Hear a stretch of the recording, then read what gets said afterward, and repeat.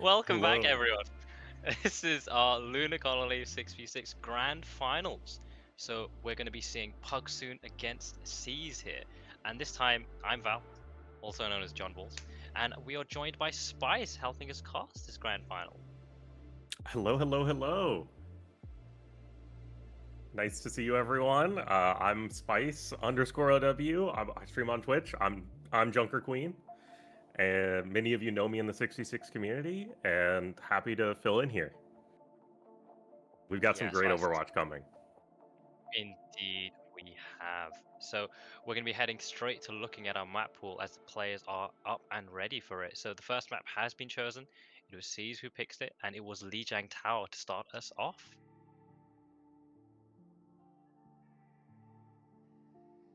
Oh, And yeah, Lijiang Tower, we've seen it a lot this time. And Seas before, when they actually played against Trend Troopers, they played Ram Sig as their main tank lineup.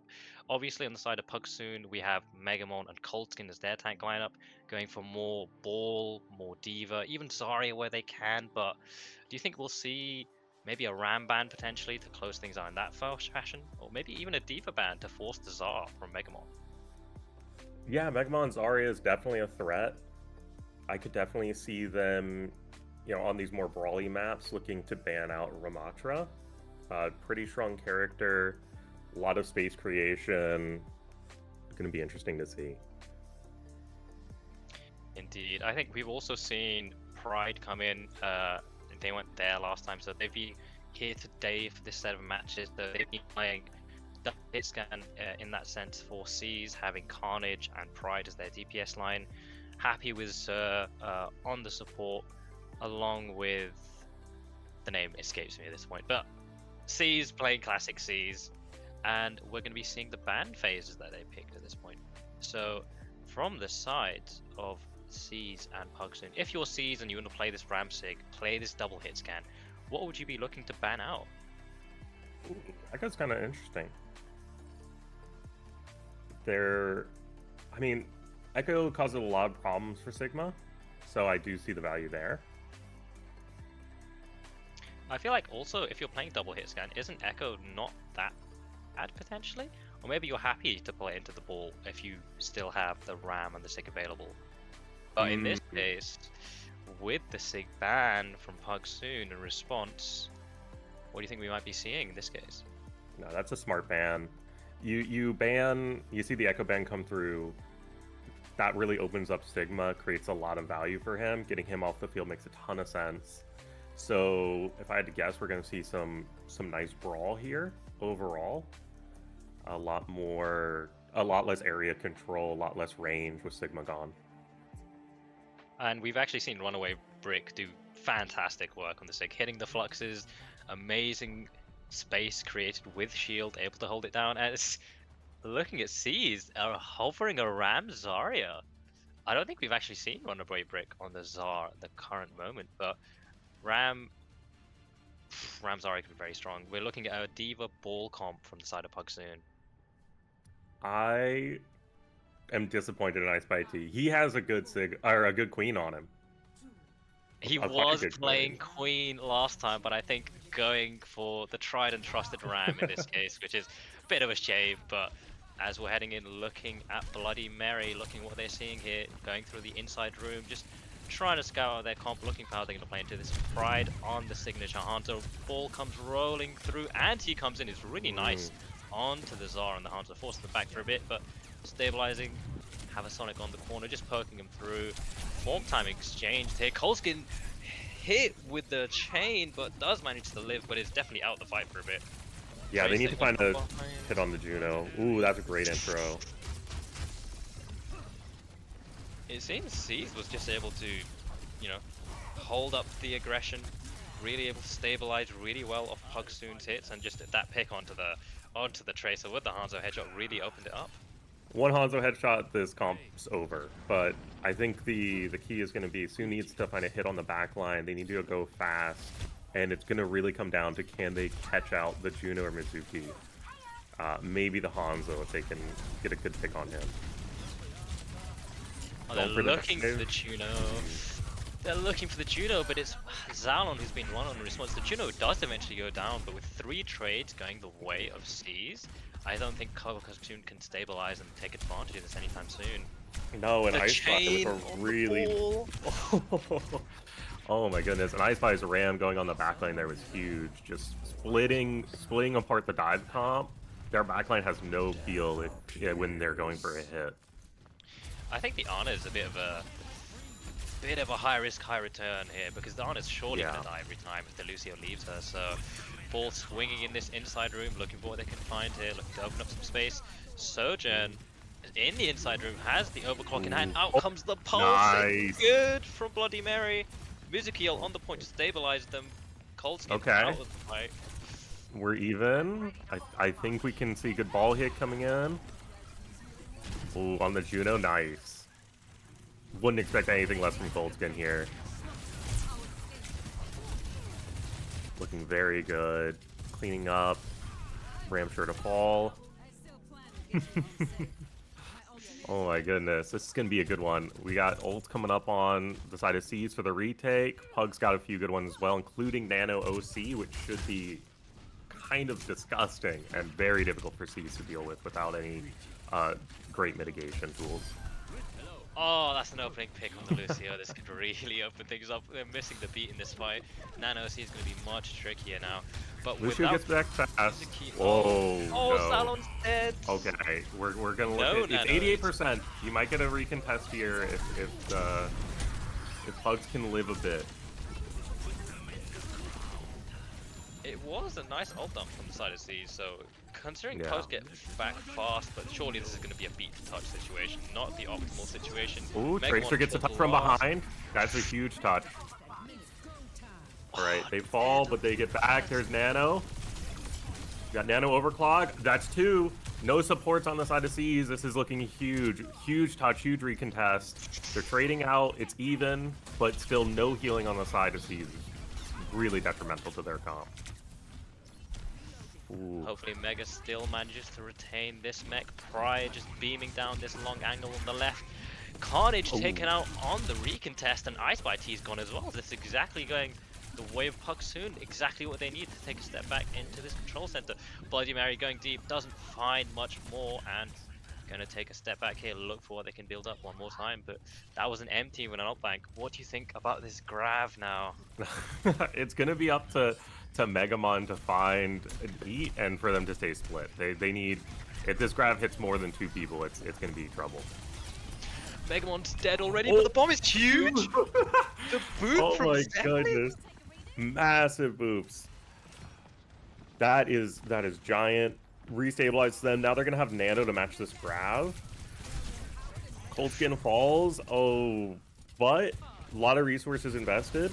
No farm, no bubbles. Now would be a great time to hit aggression. If they can get this last percentage on this Nano, it would be huge. And they're coming back with mines. This Muzukiel helps them stabilize super well here. No bomb this time for the remix. Still got the grab in hand. Out it goes onto the honest trap. Beam down. Typhoon gets trade in response, but we've just got Azaria nearly at full charge, beaming down on the point. Carnage has taken down Typhoon in the back, and surely this is going the way of Seed. There's some trades by Bloody Mary. Heroics on point back. Touch, invest the pulse bomb, hold that, and doesn't manage to get back in time. Megamon gimmick one more time, chain out, annihilation almost in hand. Typhoon gets a trade, but that's all. Absolutely wonderful last fight. That Grav, doesn't look massive hitting the solo auto there. When they're 99 to Nano, that is a fantastic Grav. That was decided the fight there for sure. Took any doubt away from that outcome. Great first round, 99-97, as close as you can get. What I'm going to want to see here is a little bit of a faster start from the dive team. They got to play the neutral a little bit better, play angles a little bit better on that first fight.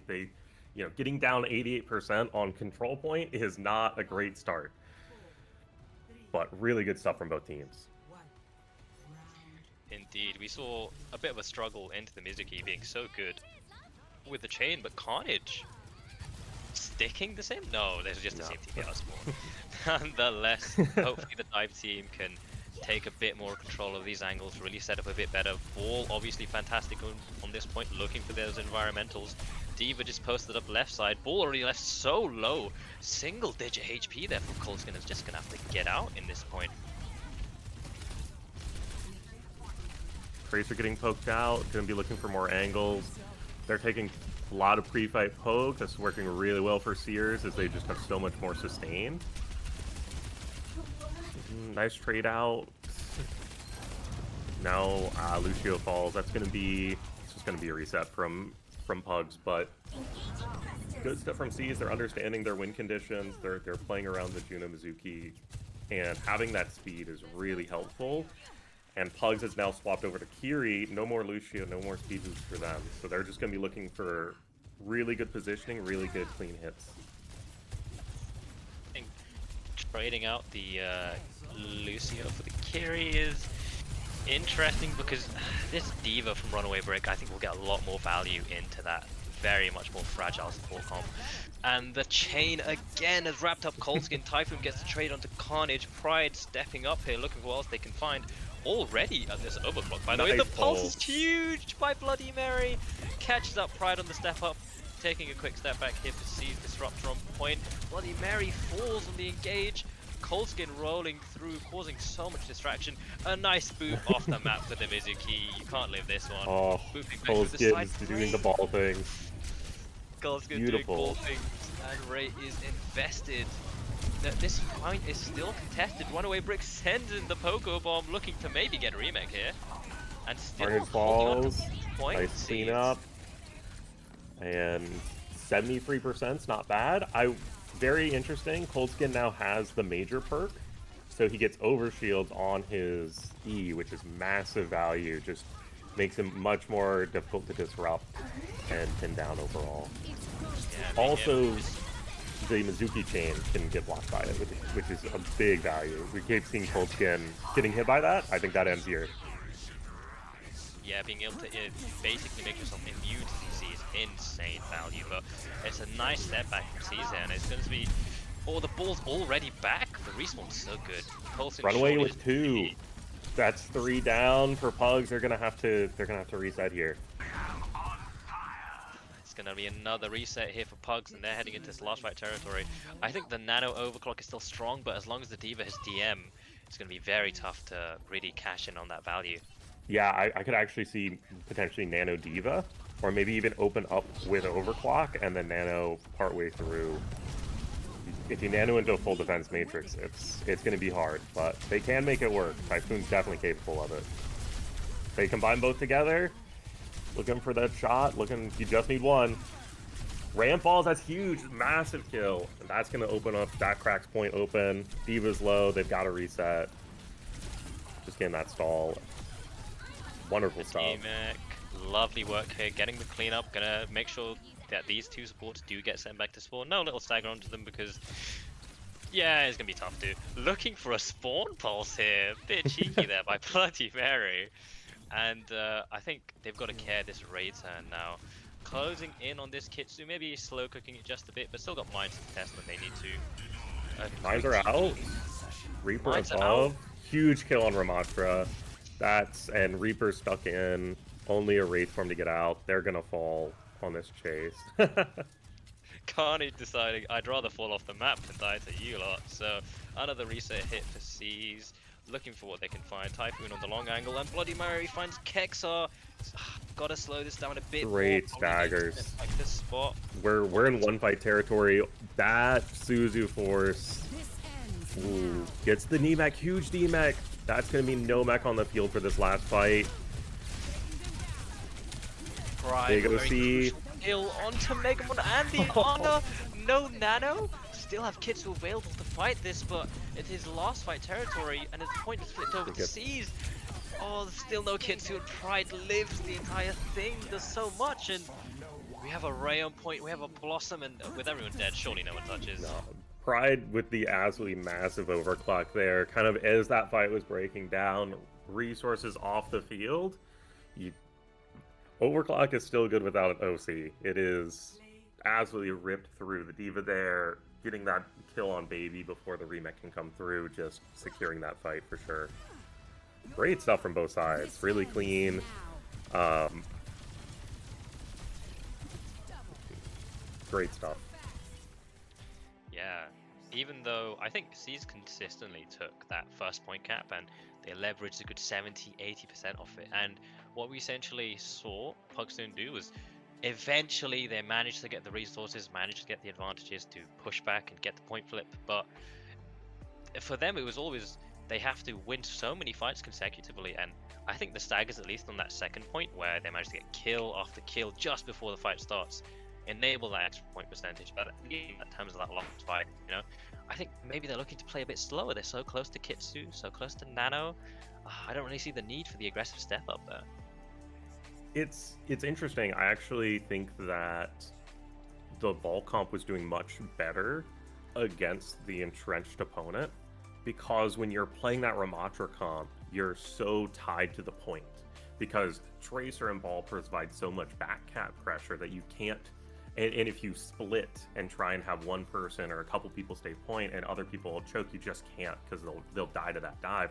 So you have to stay grouped. You're kind of anchored to the point, and it actually really limits what you can do. And so that's when we started seeing the ball comp really get value. Was you, after that initial engagement was going really poorly for them with before point unlock, but once point was online, they were able to use the pressure of the objective to create advantage situations for them, which should translate well to other map types that are a little bit more chaotic and have a little bit more movement to them in general.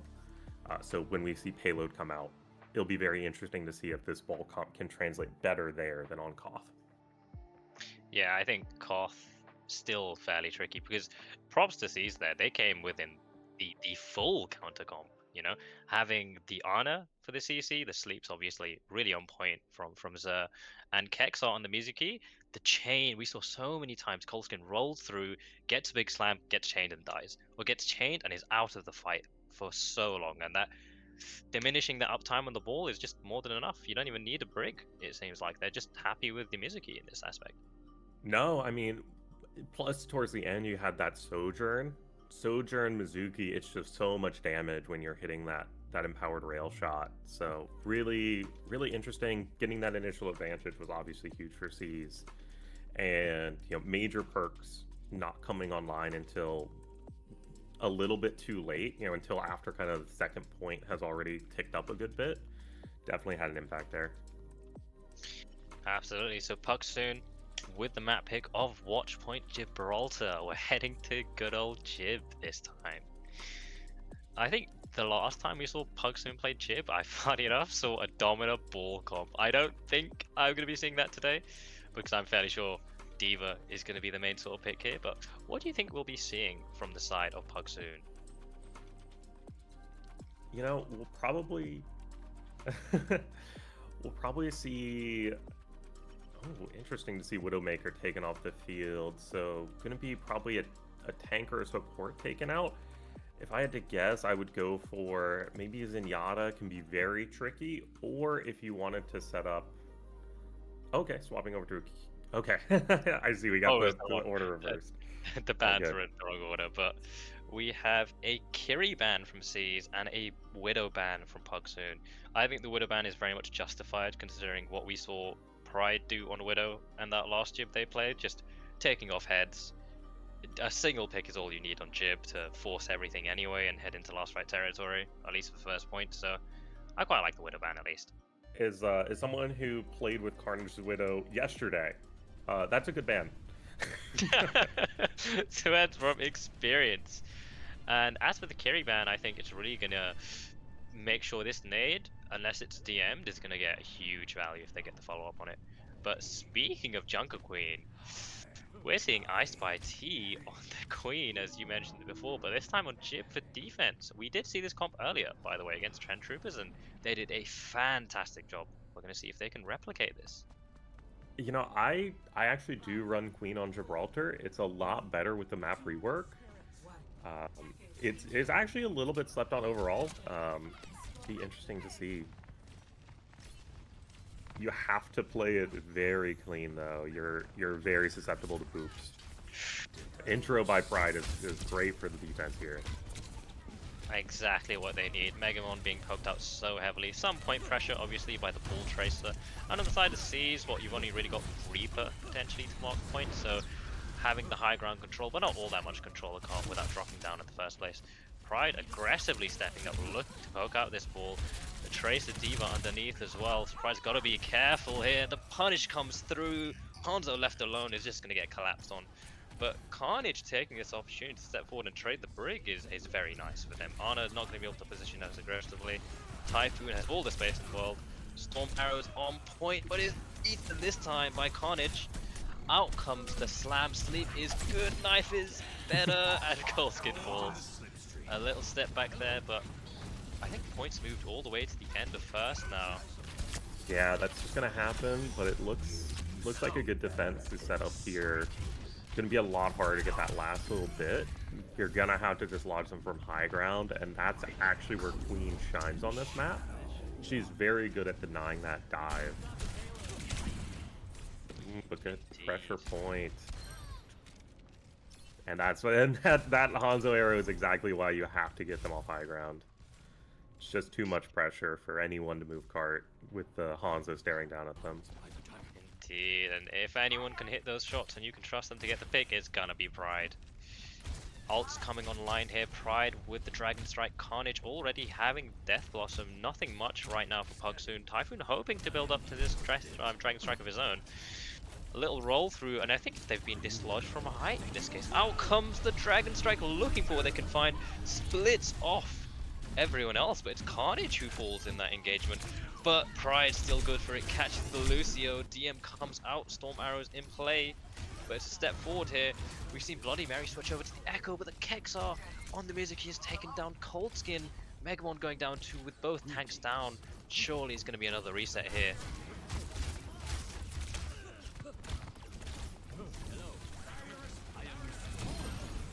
And Pride. Nice opening shot. I mean, these Hanzo arrows are coming through consistently, and now you've got ults on the side of the dive team, which is always more valuable. You've got really good engage here with mines plus nano. Gonna be interesting to see who the nano target is.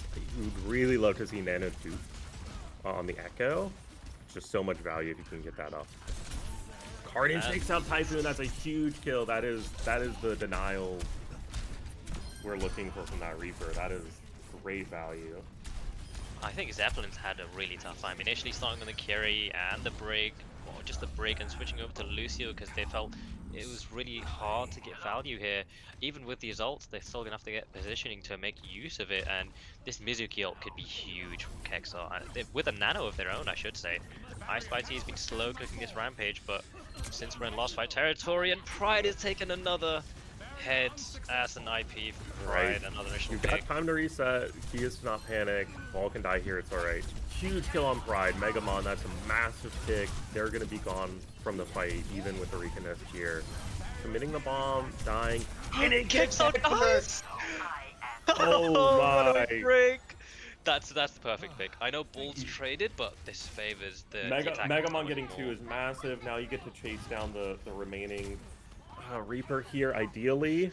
Who's got if point Carnage touch? survives, It's the beautiful. Hanzo. Beautiful. Carnage falls, they get the point touch, 6 split by dragons.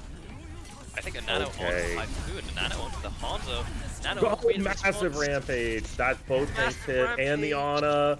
This is what we love to see as a Queen player. This is gonna go the way of iSpy. You hit 3 with that rampage, you're so healthy. And that is gonna be nice cleanup. And now it's just left ball. Falls to Queen very quickly. Just playing it smart, playing it safe. It's alright, interesting. They're definitely respecting Cold Skin Ball. It is they should. And there is the cleanup. Beautiful stuff. You don't get many rampages on this map, but you gotta make them count. Absolutely. iSpy still slow kicking that, doing their job super well, holding control of that high, making it really tough for the rest of Pugs Soon to really take it. And I've got to give a shout out to Pride. There's so many fights. Pride closes it out by just getting a pick, or ends it by getting another pick. And these steps forward, we're seeing the scoreboard right now, and I don't think iSpy hasn't died a single time. my Queen player on Jib has gone untouched. You love to No, see it. silver damage as well. I mean, really good damage out on Queen, which is not easy to do on a map like this. You're really dependent on playing really clean, but you know, when you know how to do it, you know how to position, you're really hard to dislodge. No one can just walk up and solo you in the comp. Especially when your Hanzo's providing that range pressure to make up for your lack of range pressure as Queen. Absolutely, you know, comes together there. Wonderful Hanzo shots, really well played. But now it's going to be up to Pugs to hit the fuller hold, which this is the most Oh, full holdable map in the game. To be it very is. clear, it is a I, really long first point. I actually thought that might be Shambali, to be honest, but I I was wrong. I find Gibraltar every time you can just cheese it, and every tank works on this map because the more chaotic, the better it is for the defense. Absolutely. Going Echo Genji for the DPS line here. Have Anna set up on blue box, looking for what they can find here. Still, obviously, got to respect these Hanzo arrows. Pride's always been so good for it. If they get Genji another Echo. opening hook, Genji Echo here for Pugs is very interesting. Trying to swap up that DPS line. Much better nano target with the nano blade than on their attack round. Gonna look for some good ball dives here. When Cart's underneath, they're gonna be a little split. They gotta dislodge this Queen though. I Spy T not losing health at all, but you've got to say Megamon good for it onto Pride, and Typhoon catches on that exit. Point is Point left is 4, already getting 4.3 here. meters. Coldskin Coldskin's falls. taken down. I think they'll stabilize well enough here, Yes. but the trade and the Good point pressure kills. was so good from Seas. And now that Obviously it's getting so away. close, you've always got to be afraid of that Reaper just teleporting onto the point. You've got to keep someone anchored there. Really going to hold them out from doing that sort of aggressive dive they did in the first place to really collapse onto the Hanzo and Diana. So taking a step back, holding this back height now. Megmon getting dislodged from up there. Has a test to take a step back. Still got this Dragon Strike already coming through. Pride, no ult on board for Pugs Soon just yet. Typhoon really close to copy. Sig Carnage Race pushing them up Force. on Ice by T catches Zeppelin. That's a huge kill. That takes their closest ult offline. Echo falls.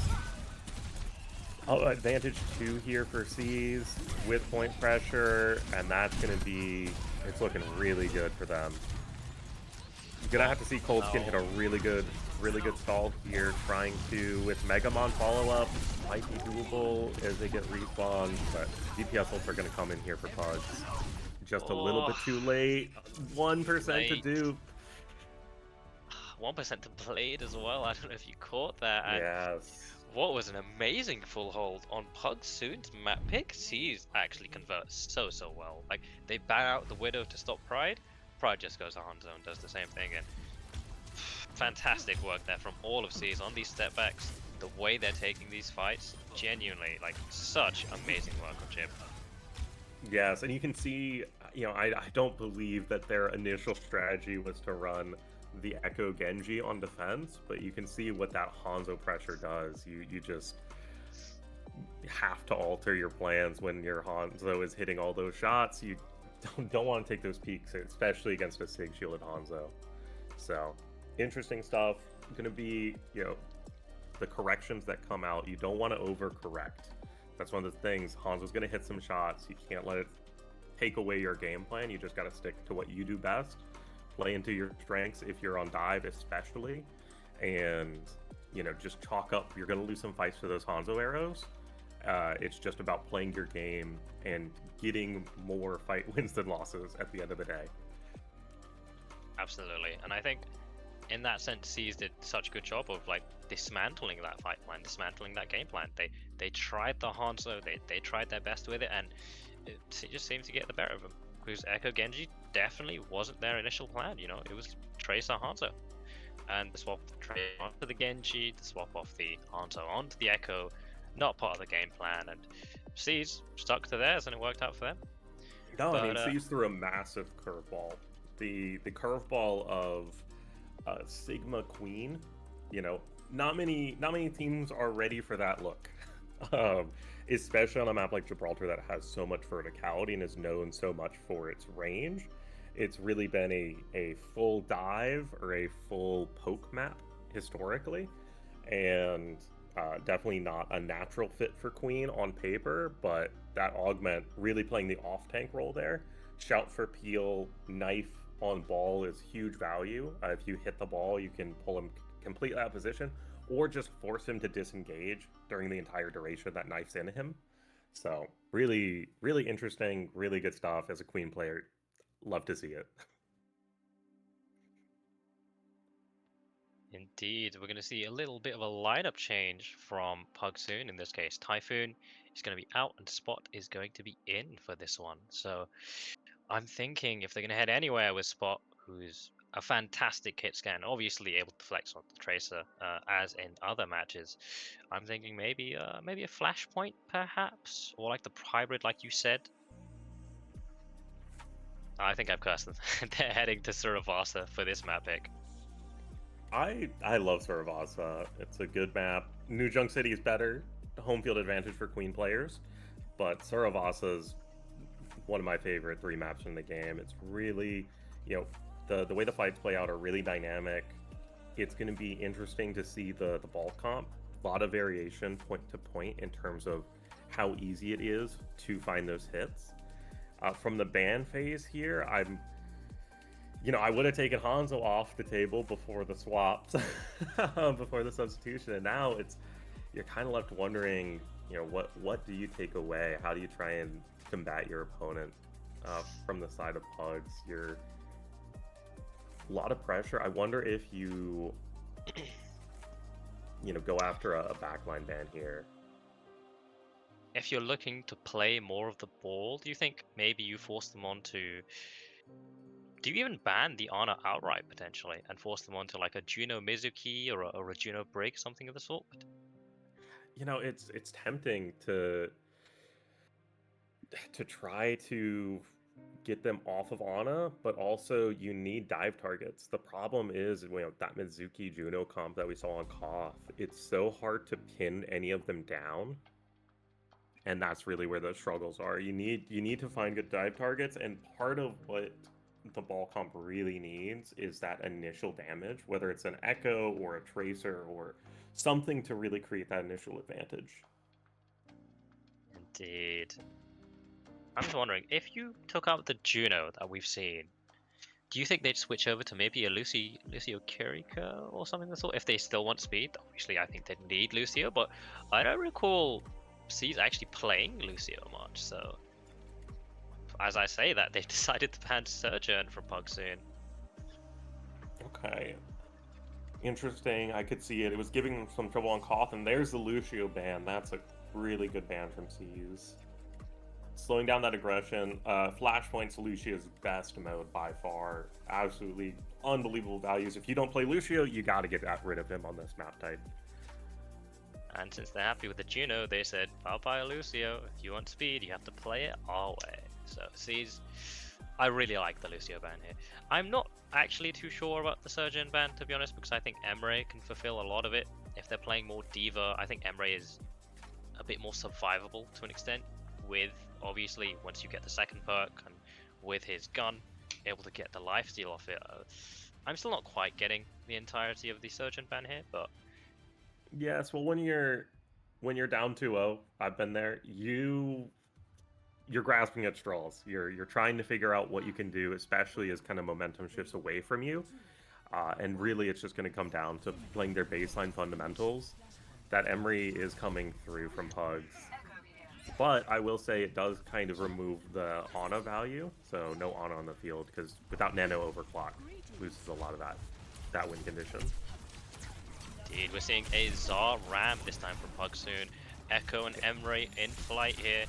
A Ram. And C's returning with that same tank lineup. The Sigma Queen is not nearly as formidable on this type of mode, but they get the opening from Pride. 2 kills from the Hanzo. Pride's just dug 2 people. I'm not really sure what to say. Like, it looked like a nice opening there for Pugs Soon, but immediately Spot's taken out the fight, and Zalon follows soon after to a Hanzo arrow to the head. So 67% in terms of ult charge already for Pride. So fastest building ult in the game is going to be Dragon Strike. You know, Echo's kind of hitting a match here with 60, so they're getting up there as well. Duplicate is a very potent ult. If they can get that online and match Dragon Strike, you gotta favor the duplication here. Forcing Cold Skin over to the Ramatra. That backline pressure from the Reaper. And that's just too much. The pinch here from C's is too powerful. Carnage hitting that backline, pulling off the kill onto Juno. Very, 24% on your orbital ray. Just giving those early opening kills. Disgusting like that by C's. Carnage obviously hiding in that left room, not being scouted, not being spotted, and has the perfect pinch. You got the walls from the Hanzo, and obviously the comms from his own team in that aspect. So walking back this time, Megamon off Zarya onto the Sig, but it's Coldskin who's been taken down immediately on this step up, not even on a single ult needed, just in desperation to touch the point. It's gone the way of C's here. Spot get a nice trade onto Carnage, but it's quickly sent back to spawn. Bloody Mary gonna take a step back here, and with some ults in hand, I think C's are looking at a very quick point capture for them here. It's gonna be so tough for Pugs Soon to really walk into this massive ult advantage from C's. I will say Duplicate Queen is one of the strongest copies in the game, maybe the strongest. You get that shout right off copy, it can turn an entire fight. There's the Queen copy coming down. You build ult really, really quickly. Mizuki, big value on that, the denial. You can't help your copy get their ult up. They're just struggling at 90%. No. Carnage with the Death Blossom, shutting down that fight for sure. And to convert that off a single Mizuki ult and a Death Blossom, you know, you're actually fairly happy. I know there was a Dragon Strike involved there too, I'm absolutely sure, but Pride somehow... Yeah, but Pride's already 60%, so... Yeah, but hopefully this Kitsu turn from Pugs Soon, and Zalon's dead. Zalon's caught up by Pride. This that is so a massive kill. You're looking at kind of one good fight here for the recontest now with that pick. And they're still so slow in building these ults because how quick these fights have been. A nice little pinch there.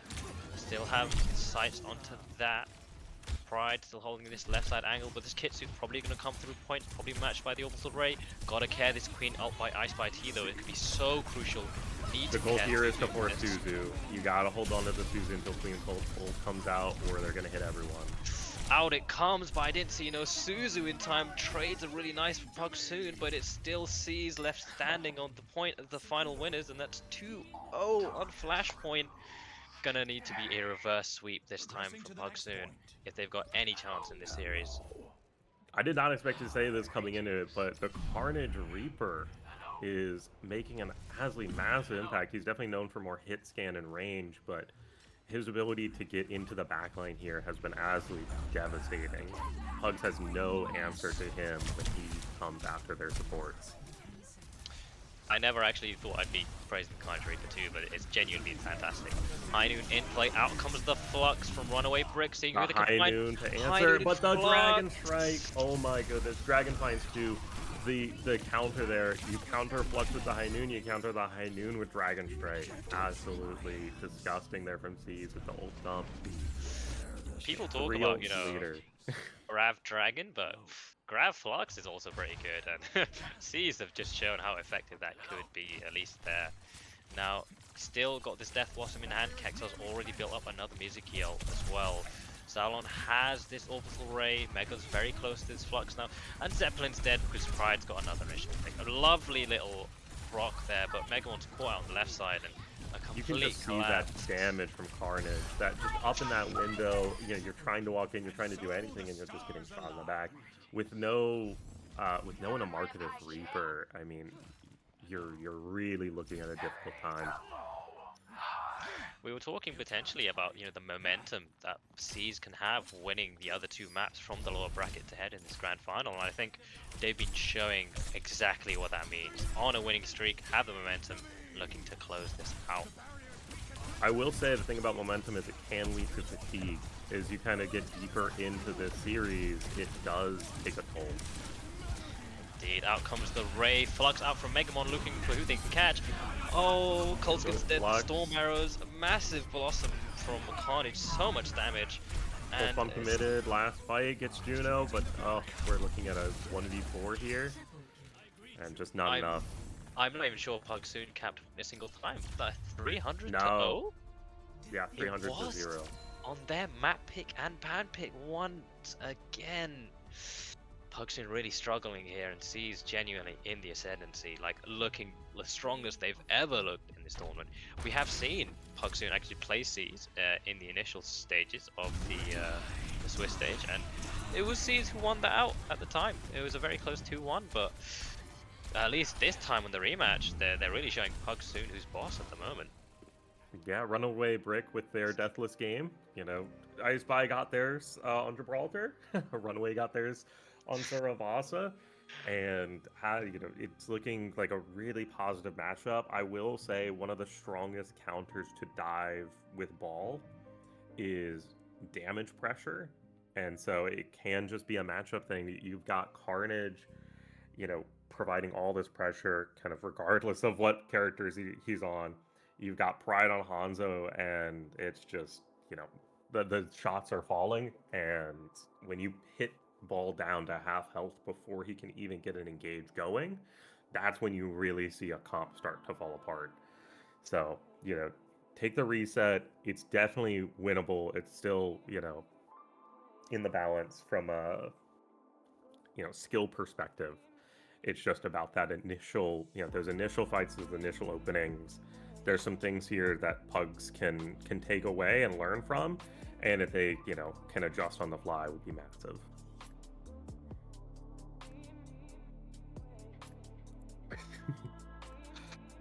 But great stuff from C's. I mean, you can't speak too highly about their team play. I mean, just the amount of pressure coming in from Carnage, coming in from the other angles. A nice 3-2-1 pinch with Carnage coming from behind on that Reaper, frontline pushing in, Ramadra Reaper, so much health, so much pressure, and when you don't have an Echo or a Hanzo or a Diva or something that can really provide, high mitigation or high burst damage to really force those characters out of the fight, that's where you just see, Carnage going in and not having to get out. And that's when you really have to readjust your strategy. Yeah, if you can't make the Reaper leave and they get to stay exactly where they want to be, it's looking pretty tough for you to do that. Another thing about game plans and sticking to them, we saw the initial Ram Zarya, and how quickly did Pug Soon top after that? It was essentially 2 fights. I don't think I've seen Megamon play Sigma a single time in this entire tourney. Megamon's played Diva, Megamon's played Ram, or even Orisa I've seen, funny enough, but not a single time have I seen them forced onto something like a Sigma. So I think being forced onto these comps is essentially what they feel like and how the matchup is going, and maybe the Sigma's there to just shut down the hit scan angle of Pride and make sure nobody gets their head taken off before the fight. Yeah, I mean, But you talk about them swapping very quickly. I'm sure they've also never seen a Sigma Queen roll out at the start. I think another thing, I haven't seen Duke in play, funny enough, which was mainly their Lucio player, as I know. Zeppelin, I think, might potentially be a ringer, from what I understand. Maybe because Duke is unavailable, so there is an aspect to it where I'm usually much more to seeing the Lucio. Zeppelin obviously trying the Lucio beforehand. And this map where I think, obviously, as you said, Flashpoint is Lucio's strongest mode. Having that and out did seem to really work against them, especially when the Juno was so fragile, at least at the Reaper bush. And Lucio is all about controlling the tempo and the pace of a fight, and that works so well when you think you have a mechanical edge on your opponent. If you think that you can use your resources, hit your shots just a little bit better than your opponent, when you can take the engages you want and ebb and flow in the fight with speed boost, you get to further utilize any advantage you think you have, whether that's from raw aim or if you think that's your cooldown cycle. And so that's where Lucio's so valuable. One of the strongest characters in 66 organized play, in my opinion, when you know exactly what you're doing there. But definitely the utility you're seeing from Juno speed rings from Mitsuki is very valuable. Absolutely. So, in case you missed that, we are heading as our fourth map and match point for Seas this time. We're heading to King's Row. Pugs Soon have sent us to King's Row, and with the ban phase in play, they've decided to ban Reaper. Carnage is not allowed to play Reaper. They said, we're not having that anymore. And in response, Seas have decided to ban Zarya. So, what do you think of these bans? I mean, great to take Zarya away from Megamon on this map. You just don't want to deal with the Zarya here. Too much value. And getting rid of the Reaper, you just have to. Until you can show that you can force the Reaper to disengage or kill him, they're just going to keep running it, and you're just going to keep dying. And so, just force it out. This map's so brawly. The angles are so hard to contest. But with Zarya off the field, it's going to be really interesting. Coltskin historically does not like Wrecking Ball on this map. He's run it occasionally, but typically he likes Ramatra here. So we could see, a different look from Seas or from Pugs. Indeed. Rolling out potentially on the ball. We might see the Ram variant as well. I've seen Colton mainly play the Ram here, at least on the King's Row. But on defense, we've seen Carnage on Sojin this time, a more standard pick for Carnage. Pride on the Widow once again, and the Sig Queen this time on King's Row. They're really liking that composition. I mean, run it till they make you swap off of it is a good way to play the game. And Sigma on that high ground. Okay, this is going to be a really tough look. You should look and go on the Queen here. This dude's very, very squishy without that off tank. Times may change, but Pride getting an IP onto someone from Pugs Soon never changes. So with that initial pick on Zaolon, Megamon's DMA'd already. It's going to be a step back from Pugs Soon, and Seas get to hold strong on first point.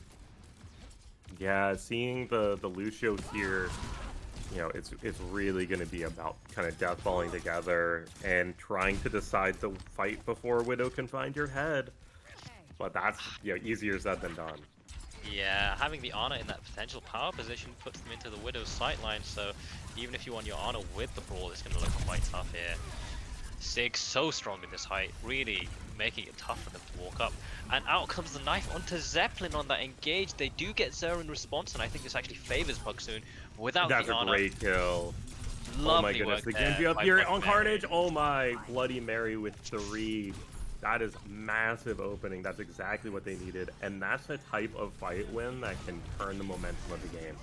All it takes is one map win, especially when you're getting, off of a 300 to 0 flashpoint. If you can turn one map in your favor, all of a sudden, all the pressure shifts off of you and onto Seas. Indeed, there was a sleep onto that baby Diva, and there was a follow-up from Pride, and Pride doesn't miss at this point, so holding strong at the choke, just blasting them back with some nice Sig shots. Hands out for the Sig, looking to farm the final bits of this Flux. Pride still has wall. Out comes the override towards the ball. Emery, but the sleep is better into the Disruptor. Fantastic work. The Flux is good to catch the engage. Still has the hands if they need. And that is a nice hold there on that choke by Seas. It's still a decent ult trade. You get walls and Flux out of the mix for Emery ult. Would love to not get slept, but it's at least a reasonable. And another one from Pride. Kill. Pride, I'm sorry, Zalon. It's gonna happen. But this Nano Blade turn could be very strong as soon as Bloody Mary has this blade in hand. Ice by T looking to maybe do something with the Rampage response though. Carnage also has the overclock, and they've been so good for it. The key here in the neutral is going to be the on-and-aids. Really limited mitigation on both sides. So a big on-and-aid could be the opening that both teams are looking for before investing the rolls wholesale. Xylon down again, but gets the nano off on the blade. That's 2. That's a trade. Ooh. Fights in the balance still. Here comes Diva Bomb. Looking good. Gets the remake. Emery down. Ice Spy. This is where Queen really shines. With Zarya off the field, Queen becomes one of the strongest mid-fight tanks. When the fight starts to break down in that chaos. So much value. Shout, Axe, Juno's low. You get that self-sustain off the healing, and it's just shots after shots after shot. Nice knife. Pulls the Ana back in. on his half, get that cleanup here, very likely. Wonderful stuff from C's. This is, exactly what you're looking for, and getting that Nano Blade off the table without a defensive ult is quite, it's just exactly what you're looking for. That's No, exactly what you need from walls out. So gonna be a left side rotation here for Pugs Soon, playing in the end zone. Nano The Widow Queen. can't see you. Nano Queen into this small chunk is still too good. The splash damage from Sig, and with the eyes and the skies from Pride, Seeds know exactly where to strike, and they take that fight very cleanly. and A little they stagger trade. onto Lady Diva. They trade their Juno Ray for Nano, so you end up still having a C's your support ult online, which is massive. Getting the stagger here. Thank you, Zerg! Spot. We've got a trade in response. Okay, that is a really big deal. Zerg's gonna take a long time to walk back from spawn here. It's just a long walk for the defense here. So you've got a little bit of a power position here for Pugs Soon. No ults. They're gonna have to find something quick though. Yeah, into this Ray, into this Carnage, into this Flux again. It's gonna be so tough for him. Nice knife, and it's Pride who gets the collapse onto that Hanzo. Like, this knife is still so good. It's just holding down the angle so well. Carnage still good on the left side for that kill onto Bloody Mary, and this is looking like a full hold for that first corner, a second point. The street's being so tough for them to fight back into. I will say we're gonna see another Nano Blade coming online here, and that's gonna be their best chance at a win condition. It's gonna take a while, but they've still got a minute. There's no need to overextend. Out comes the Flux and Megamon and calls. That's Queen ult too, though. That's actually a huge fight for Pugs Soon. Getting the 2 tank ults off of the field, I will take that. You're not winning against Queen ult in OT without a Lucio or a Zarya, without a Kiri cleanser or Zarya, and with Zarya removed from the hero pool, just no one can hide that Queen ult's too powerful to leave. So now you've got Diva Bomb, you've got Nano coming online with Ramattra. Nano Ramattra is underrated. Forcing Pride out's massive. You've got 24 seconds and a headshot. No way! Oh, Through the Diva, I thought. Oh goodness, in comes the Nano Genji. Still hasn't played, but doesn't need it to kill Pride in this matter. It's so gets the good. Ana, gets the Widow, gets the Blade out. He needs heals. Siglo, the axe. Sigma's low. It's winnable. It's all gonna come down to, can they get this Queen? This is where Queen's power is really, really good. And there's the kill on the Soon with the Juno pocket. Diva's demech, and they're gonna Nano Queen on your heads. That's what's coming from C's. I looked into the future, and it's gonna come down to this Ramattra roll. No, Colt gets dead. My main Carnage tank is dead. is too powerful, and there's a Nano Queen on the back line. Time ticking down, and that's okay. That's the round. That is an unbelievable. This is potentially it. It's gonna have to be an amazing hold from Pugs Soon. I wonder, is there potentially a different comp you could have gone to, like finding it so tough to walk through that? I remember seeing Yoshi's cousin play against these, and they couldn't handle Yoshi's cousins on pushing through with like things like Ryan, Orisa, a comp we've seen Pugs Soon pull out on a defense potentially, but it's so tough. Like, Pride is just taking off people's heads every time they go for something, and I don't really know what to do in that case. You're always just down one to start a fight.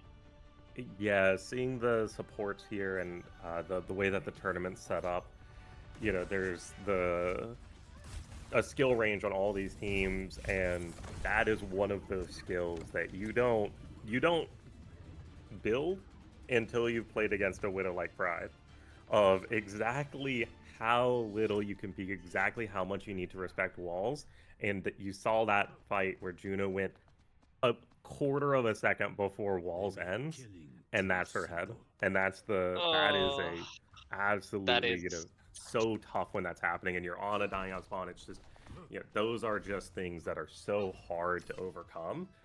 But from a compositional standpoint, getting a Tracer here, I like. if you can contest that Widow, there's no Diva to deal with the Tracer. The Widow's actually quite vulnerable if you can apply pressure. And you don't need to kill, you just need to force her out. Indeed, just making sure your team can peak during this time is exactly what they need. And on the defense, Pride going for a hook shot up top, just some damage on the Cold Skin. Form out, just blocking. Xylon playing with fire here, but thank you. And there's a Tracer. Thank Beautiful. You, Spot. Exactly what we need in this case. Getting every the time 3K here. Every time I see that Widow start to look up at someone in the sky, I get worried. I just zone in on Xylon and I'm like, please retain your head. But this is, you know, looking good. This is exactly what you want. Dislodging this Queen is pretty difficult. Cold Skin drops low already. So much damage from this Widow and Soge. Carnage is struggling, and there's... It's Megamon who's been taken down. They've had to take such a step back.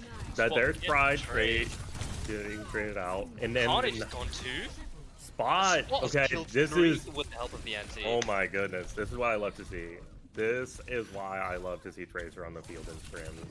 Is she can provide, she can fill in the gaps. That thing that you're struggling with the most in the game, she can go deal with, and that is. You know, it would be very interesting to see if we, like, Runaway Brick has a great Diva on them. Would be very interesting to see if there's a swap over to help negate this Tracer. I think they're feeling that they're winning these neutrals, they're able to get the space a bit more effectively. If they can keep Pride in these angles, they're confident they're going to win. And Xylon is taken down by Pride on that angle. They trade out Sig, but there's so little support for the Ram. The Juno's shots are coming in, but it's doable. Those walls are tough. Spot in on the Widow, forcing the value out. They've got 2 ticks of percentage to play with. Spot's dancing around point. Cold Skin falls, Zeppelin falls, and this is looking tough. A lot of good stuff there, but you just that one Widow shot. It's just Bloody Mary gets the kill on Pride, but first point's gonna fall, and out comes the street phase. At this point. You're locked in on just holding the first choke.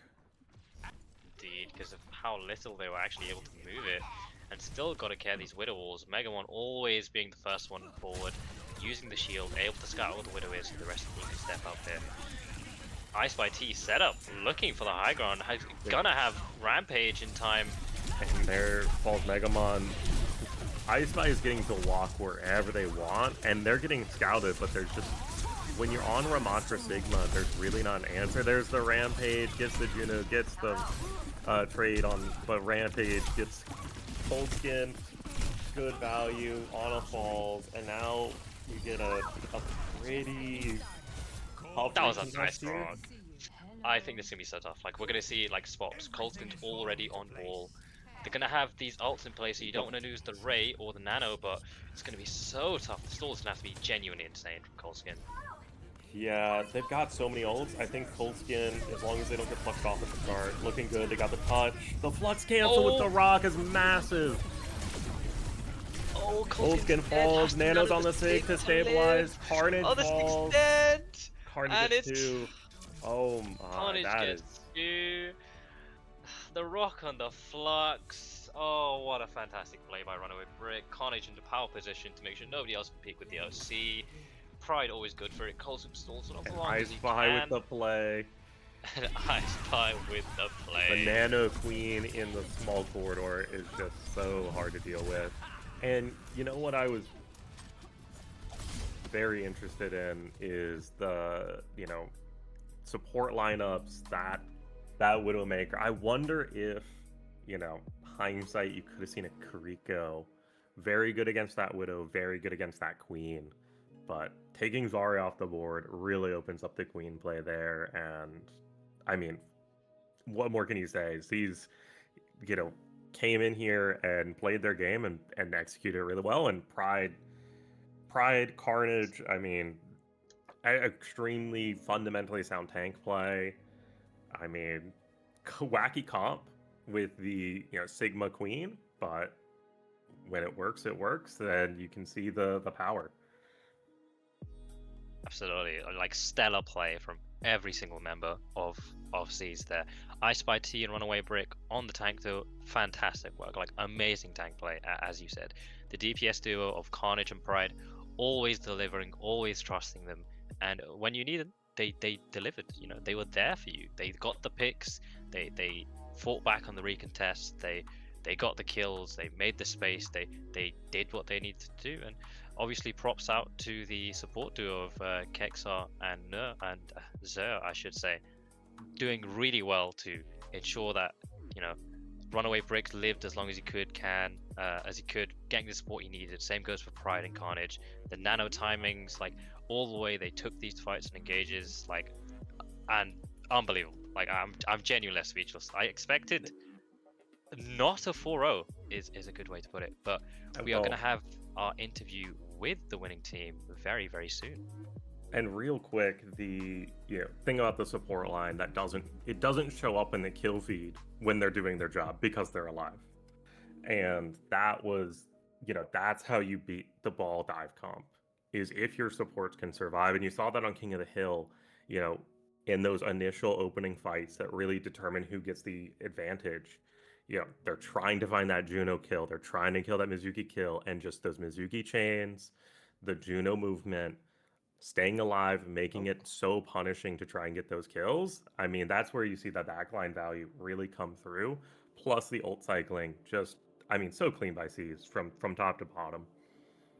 Indeed, and this time we are going to be joined by Runaway Brick and I Spy T, the tank lineup of C's. So congratulations first off on the massive 4-0 win.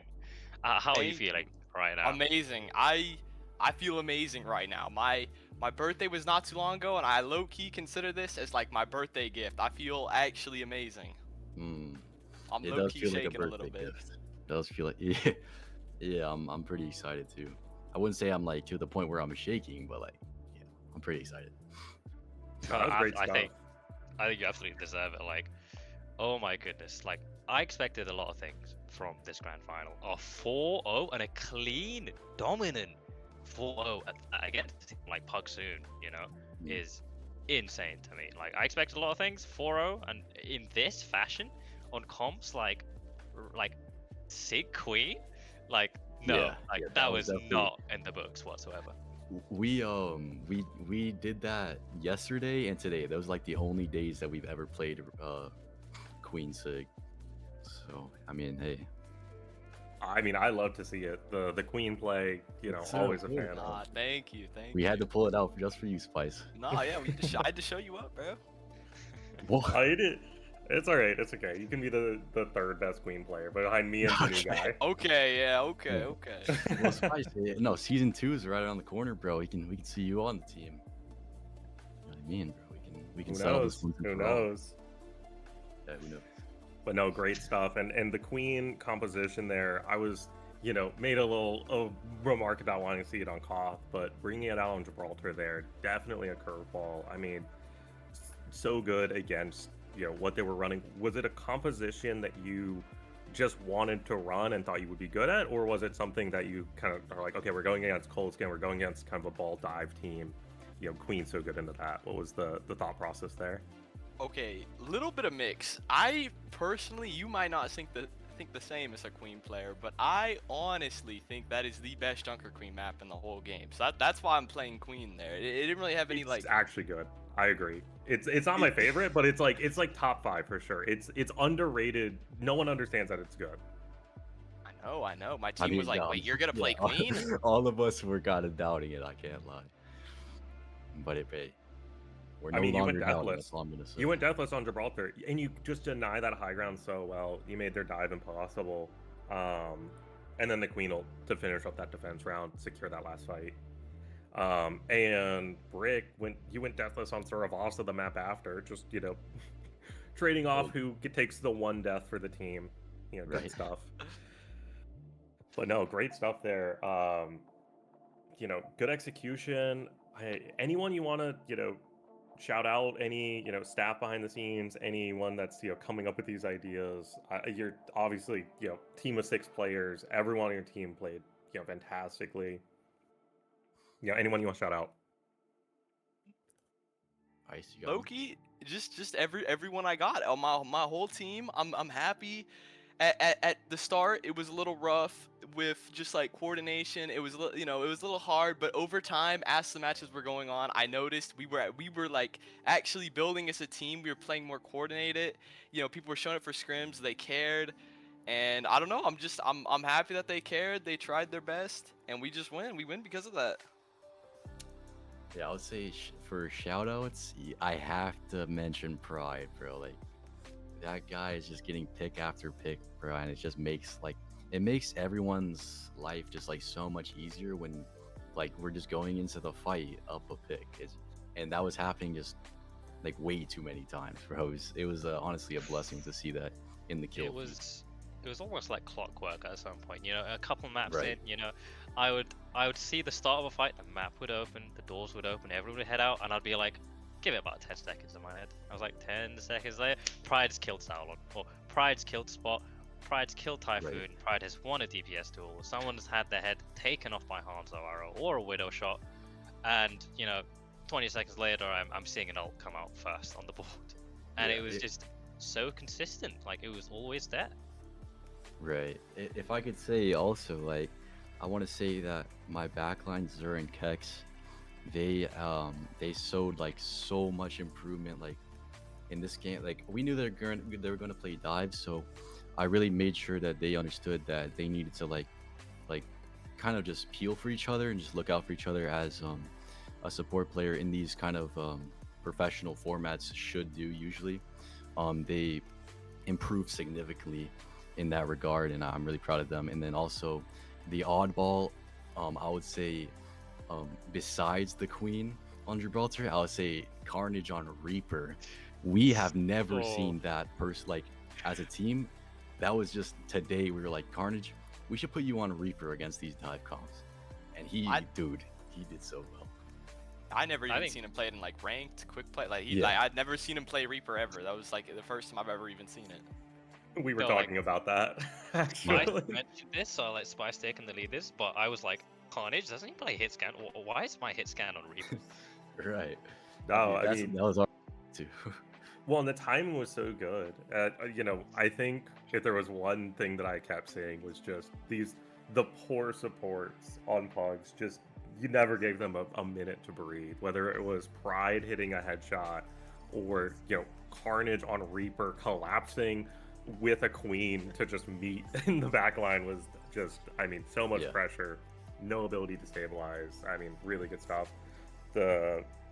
I mean, you know, I will say if I was playing against you, I wouldn't know how to prepare because it sounds like everything is changing a couple days out. So keep everyone on your toes. But when it works, and you know that's also the value of really, you know, personalities, having the right people. You can make those last minute adjustments, trusting each other, and Yeah, I mean, yeah, walking away with a 100%. 4-0. I mean, and staring down Cold Skin Megamon tank line is not nothing. Cold Skin's one of the Absolutely. I that mean, when top I go five against- finishes. Like at the last 5 seasons, I mean, looking at his profile, he hasn't been like, you know, less than top 5, right? Like every ranked season, he's always in the streamer lobbies, and then Megamon as well, obviously, one of the top tank players in ladder as well. So yeah, I agree with you. They're very strong tank lineup. Yeah, and Cold Skin, you know, one thing starts going against you, and he's so good at ball, it snowballs.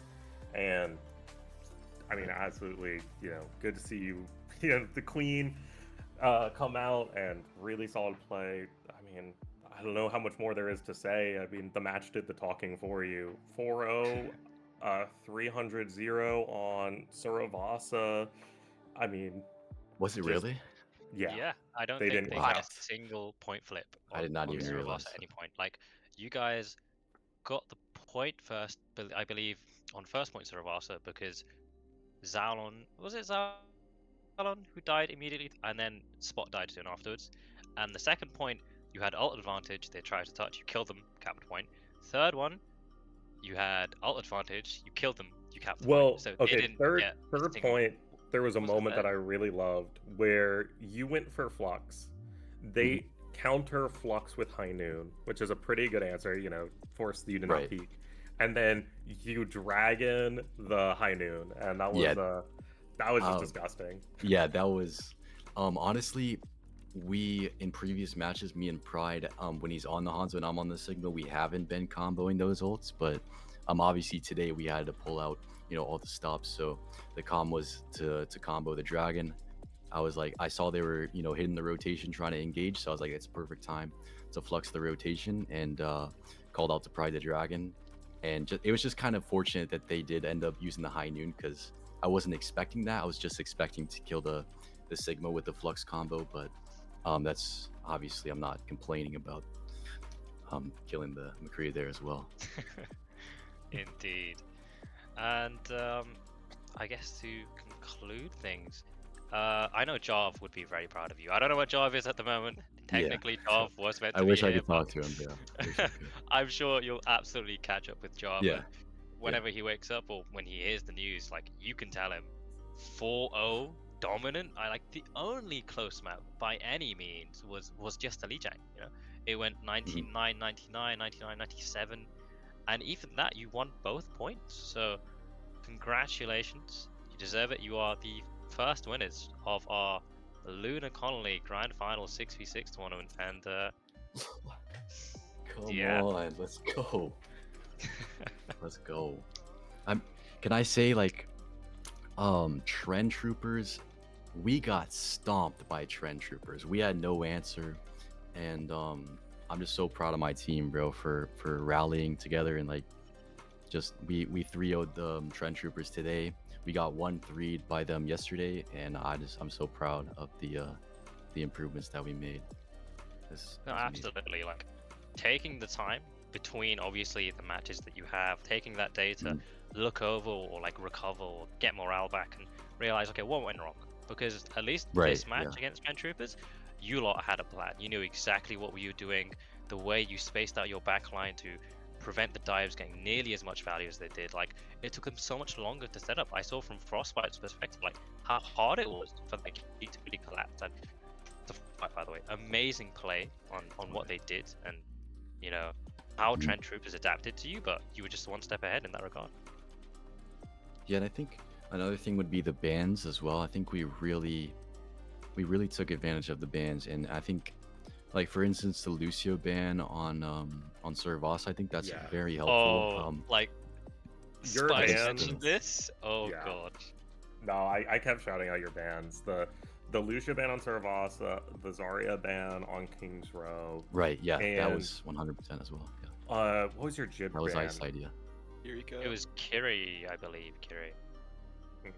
But just very good bans.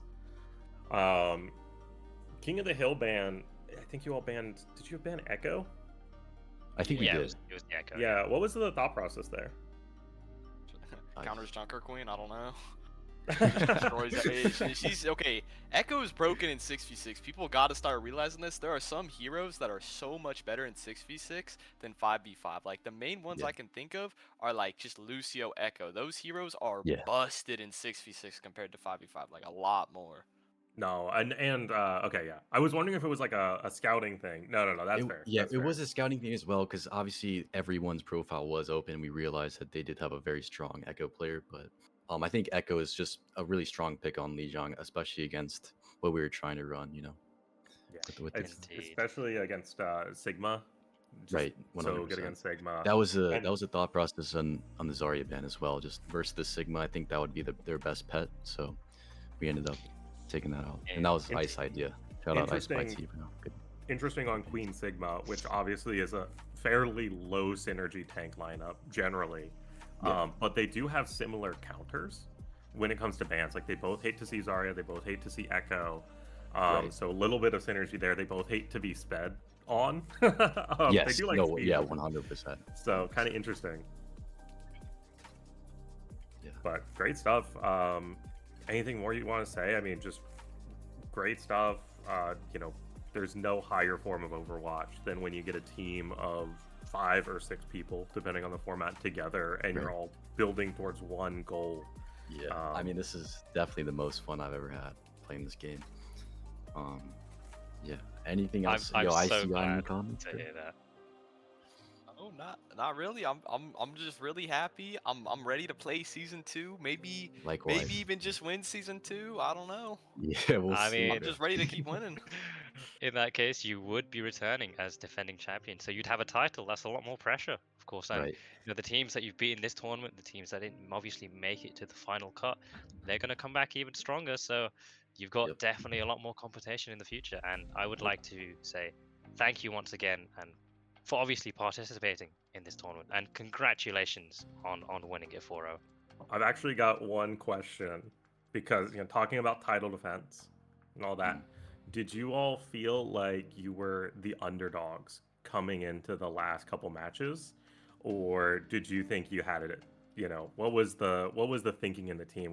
Did you have a chip on your shoulder, or were you coming from a place of power? I think we were just confident we were gonna stop. From the beginning, we fought this tournament. We were all thinking that this was just gonna be an easy tournament. Obviously, there were a little at times it turned around and it was a little like, this is difficult. We gotta fix some things. But towards that last day when we all got on today, we were going with the mindset of we're just gonna win. We're just gonna win this tournament and take it home. Awesome. I'm excited to see a title defense, attempt. And season 2 of this tournament will only get bigger and better. Great stuff. Course, I mean, I'm just filling in here, but I wish we got Yeah, a it's good to little see bit you. more It's good to see Overwatch. you filling in, man. I appreciate it. It's awesome. Yeah, wish we got a little bit more Overwatch today. You guys went a little bit too quickly, but I mean, great stuff. Thank Yeah, you. absolutely. And I got to see Junker Queen, which I was not expecting. So Of course. I had to put it on for you. I had to put it on Yep. for you. That was great. That was great. Genuinely, and really good queen play as well. Like, not just Thank you. you're not just Well, some I agree, scrub bro. who's like, I can play Junker Queen occasionally. We know who you Yep. are. You're a queen Thank player. Yeah, through you and made his through. name known with that gameplay, bro. That was epic, for sure.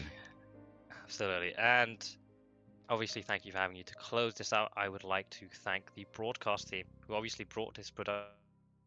Me too. Yeah, the Happy broadcast production. team. Thank you all so much. Thank you for putting on the entire tournament as a whole. I mean, huge Yes. shout out. I know a little bit, not all of the story of how this came Good to point. be, but takes a ton of work, a ton of energy Agreed. to go from the thought of what if we did a tournament for a side mode in Overwatch that when it was getting put on had a smaller player base than Stadium, now a larger player base than Stadium, and the first real 6v6 tournament with big names, real production, real casting. I mean, absolutely fantastic stuff, and you're the first champions of it. I was saying in the chat yesterday that this production is better than OWCS production, and I'm gonna stand by that. It was amazing. Like the casting, like just everything. This was great. Well, absolutely wonderful. Thank you all for coming out here. Any socials you want to plug? Uh, I Go I on. do stream from time to time. I do a lot of very long streams. I usually do a lot of 24 hours. I've done a 50 before. I stream a lot. I do stream a lot of Overwatch and everything else. and likewise, my Twitch is Runaway Brick with a 1 instead of an I, and then the YouTube is the same. But yeah, that's all the socials I got. Thank you so much. I think we'll be in contact later in regards to obviously the prize pool and how we get that to you. And also, if you have any sort of references for our winning graphic for you, we'll get that sorted. But in the meantime, we do have to close out. Thank you once again. Congratulations. This was Iced by T and Runaway Break from Seas, your grand final champions for season 1 of Lunar Colony, and we will catch you next time.